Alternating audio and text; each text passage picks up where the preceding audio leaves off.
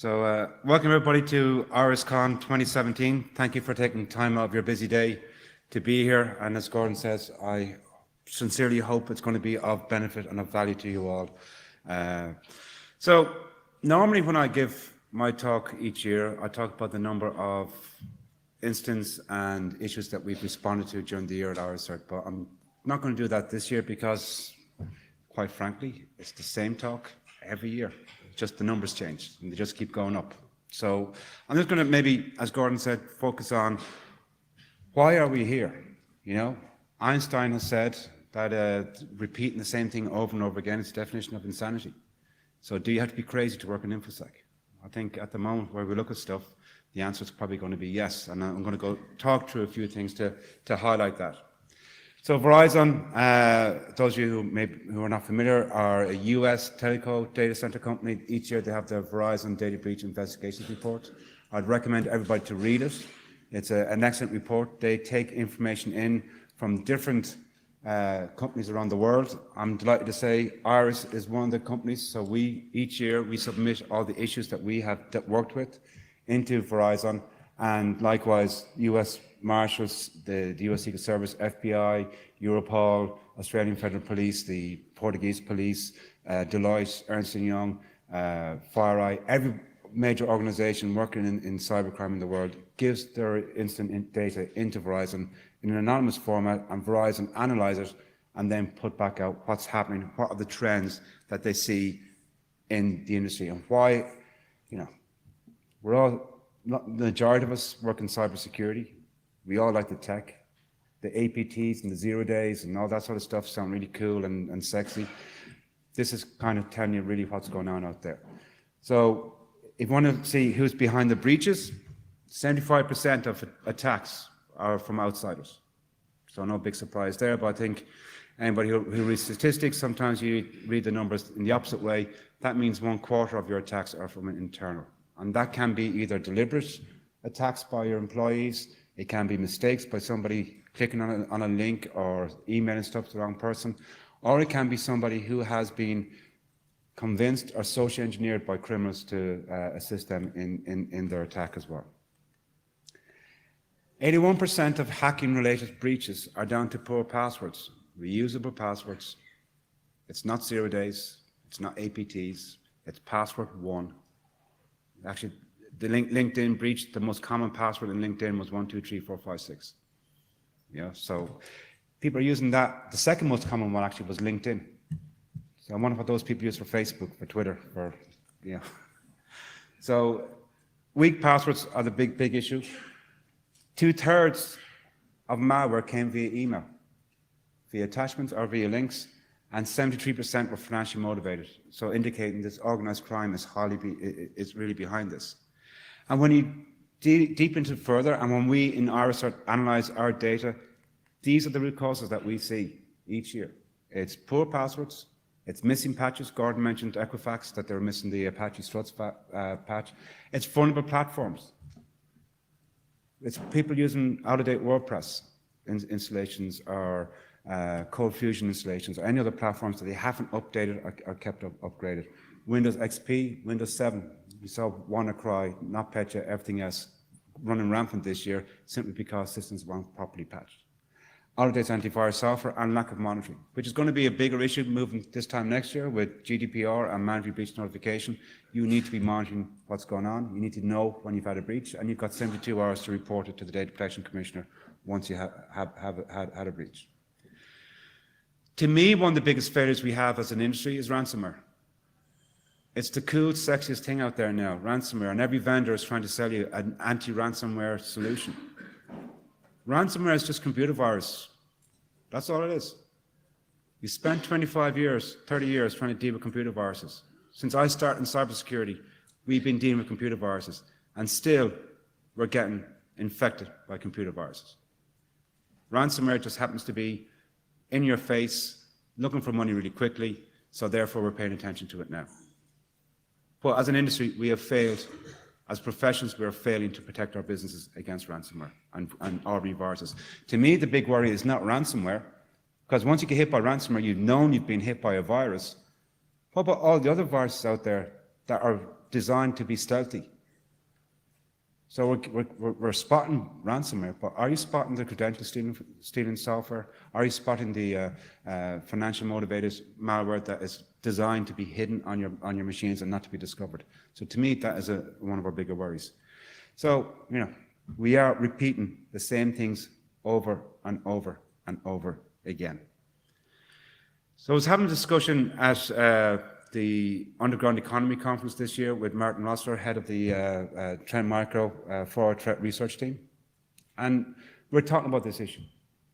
And Martin actually made a very interesting comment to me. He says, we don't learn properly in cybersecurity. When there's a security breach, this is what we do as an industry. We mock the victims. I can't think of any other industry or any other part of our society where a victim of crime is made a laughing stock out of. If I leave the hotel here this evening and I get mugged outside, is that my fault? If I get robbed, if my house is burgled, is that my fault? Even if I leave the window open or leave my front door open, is it my fault? Should I be made a laughing stock out of? People we should be blaming for breaches are not the victims. It's the criminals behind the breaches. That's where we should be focusing our attention. And we should be focusing on how those breaches happened and how we as an industry can prevent those breaches happening again. But we don't. We mock the victims. Yeah, Uber the other night. How many of you have had the situation where you've had all your data hacked and criminals saying to you, pay us money or your information is released? That's what criminals do. They are not nice people. That's who are attacking your network. They are not nice people. And by the way, I wouldn't pay criminals because, bit of a hint here, folks, you can't trust them.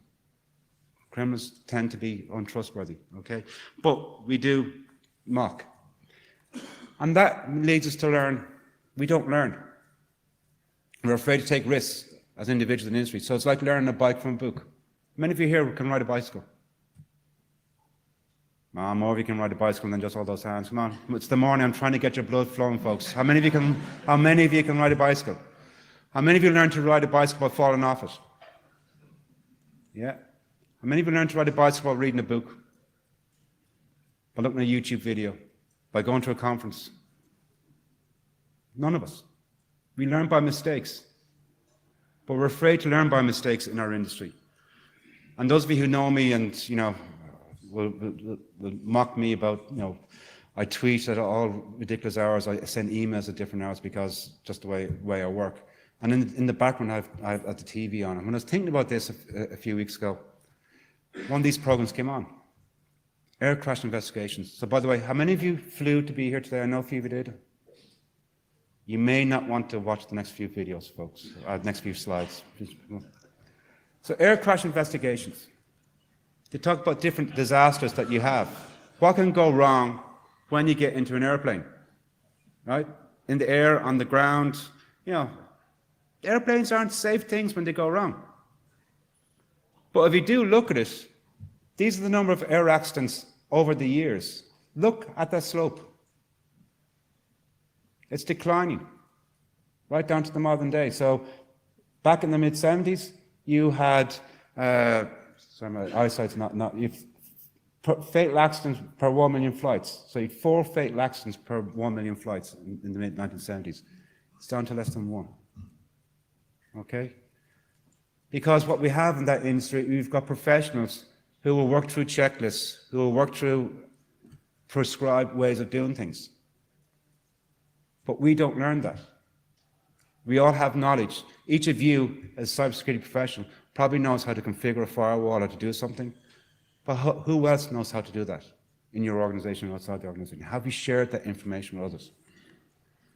Take a security awareness. Every time you get in an airplane, you get a security awareness session. Not once a year, not an online video that you have to click next, yes, I'll watch that. You have to sit through it. They take your earphones off to make sure you listen to it.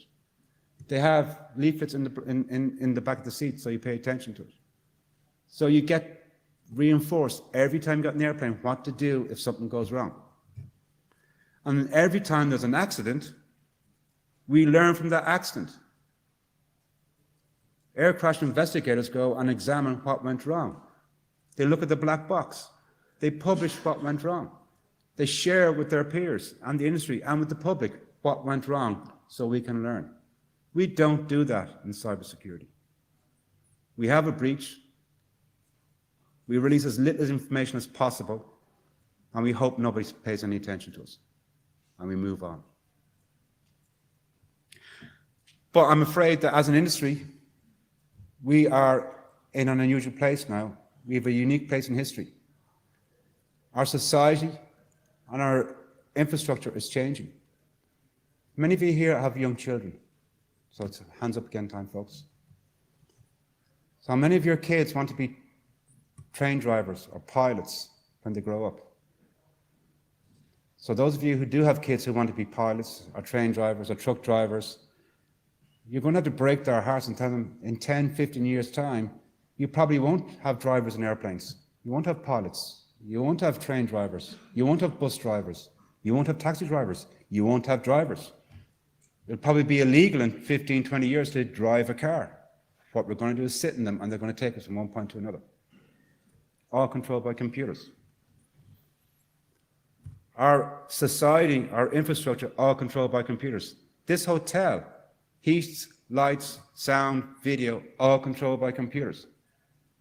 Something goes wrong with computers, we have no power, we have no infrastructure. We see the realm of the military getting involved in cyber warfare. And what that means for us as professionals is that we are actually unwillingly, potentially on the battlefront. We don't have to ship to Syria or Afghanistan or Iraq to be involved in a war. We have to sit at our desks with a cup of coffee. And you could be warding attackers, away attackers, depending on the business and the profile of your business. So cyber warfare is a big thing. But we are changing. Internet of Things is bringing many unique challenges to us as well. But we still have problems there. As we've seen from the media, our society is changing.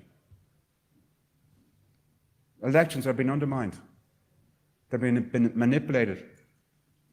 There's talks about the US elections being manipulated, about Brexit being manipulated by outside parties. So that's all happening.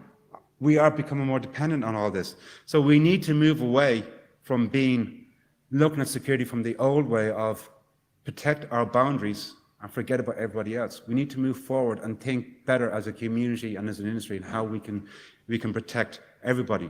Because we're not an island. No man stands alone. We're in this together. Because attackers now, if they can't attack a company directly, they're going to attack their supply chain. So you may think, well, I don't work for a big financial firm or a big manufacturing firm or a big pharmaceutical firm, so nobody's going to attack me. But you may work for a business that supplies one of those firms. And if I'm an attacker, I'm not going to go after the big target, I'll go after you and use you as a way to break into who I want to do. So we're not islands, we have to work together. We have to share. And we talk about the Equifax breach, and this is a very interesting point there. You may see down there, this is from the SEC report that Equifax had to submit. So we all know Equifax did not patch the vulnerability in Apache struts. And we all think, oh my God, why couldn't they patch? What did they do wrong? Well, if you read that, unfortunately, however, the scans did not identify the Apache struts vulnerability. Equifax's efforts undertaken in March 2017 did not identify any version of Apache struts that were subject to this vulnerability, and the vulnerability remained in an Equifax web application much longer than it should have. So, Equifax were doing vulnerability scans. They were doing patch management. They were doing all the things that we pointed fingers at them and laughed at them when they got breached, saying that they weren't doing properly. They were doing it. Now, how many of you here, after reading that, would love to know what vulnerability scanner were Equifax using? Is it the same vulnerability scanner you were using? Does that mean your vulnerability scanner didn't detect the Apache struts vulnerability as well? Or was it because of the way they have it configured?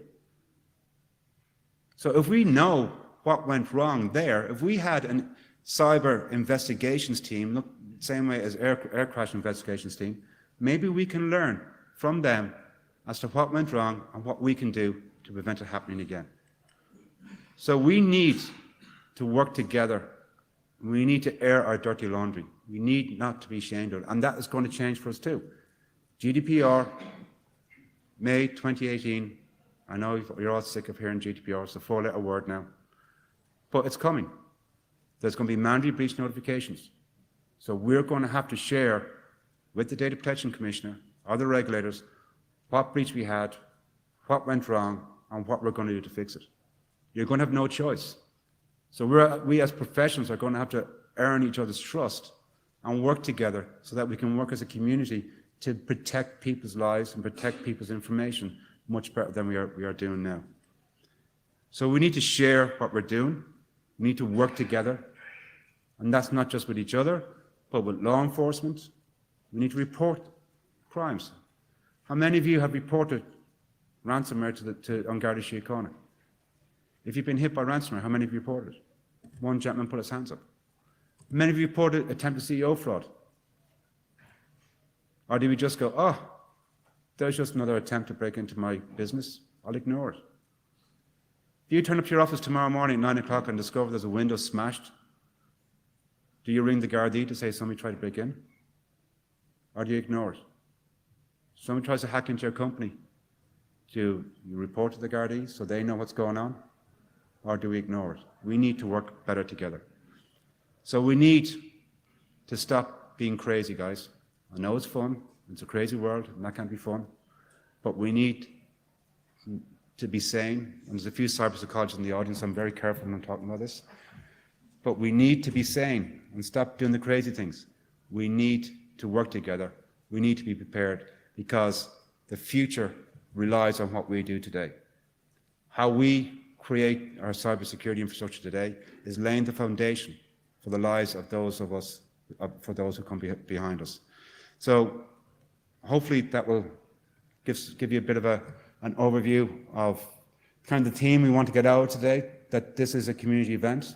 We want you to mingle and network with each other, to share information, to talk to the vendors, get information from them, talk to the sponsors, to go in next door during the breaks to the Hacker Challenge and see what they're doing and how they're progressing and learn from them. But importantly, we need to work together, and hopefully today can be part of the start of that. So thank you and enjoy the rest of the day.